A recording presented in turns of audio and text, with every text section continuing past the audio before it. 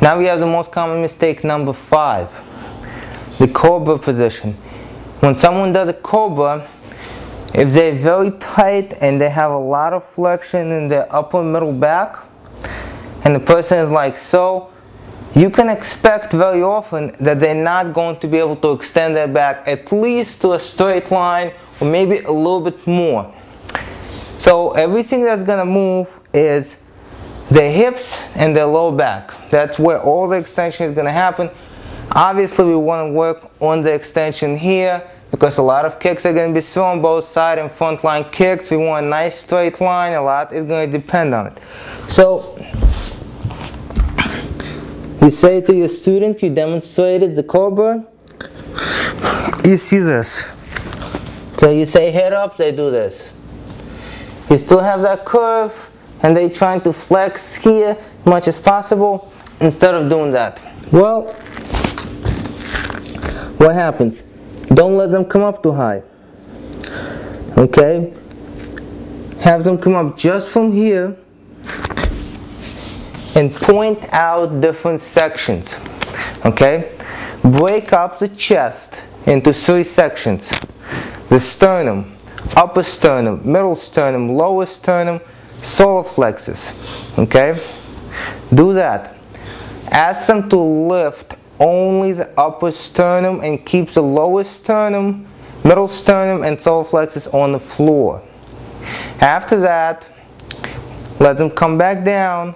Next time, lift the upper sternum, middle sternum, while the lower sternum, solar plexus is on the floor. Let them come down.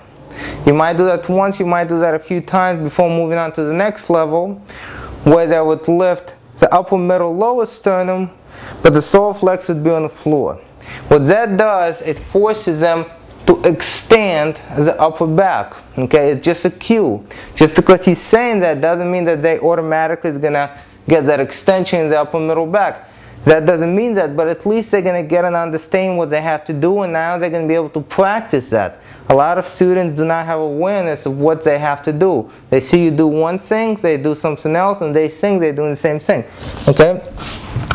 So here, the student is down, and you would say lift only your upper sternum, keep the middle lower sternum on the floor and the solar flex. Student is going to do that. Okay, notice already extension of the upper middle back.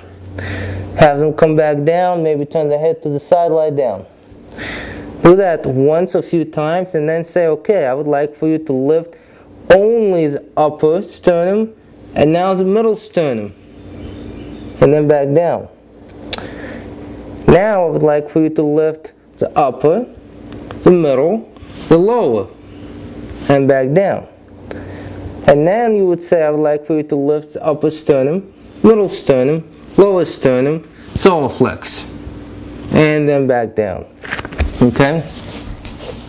And this is how you would train somebody. Besides, of course, we can do different types of massages and releases if that is in the scope of your practice. If not, just stick to the upper, middle, lower sternum and solar flex, and your student's going to develop the awareness of extending the upper and middle back.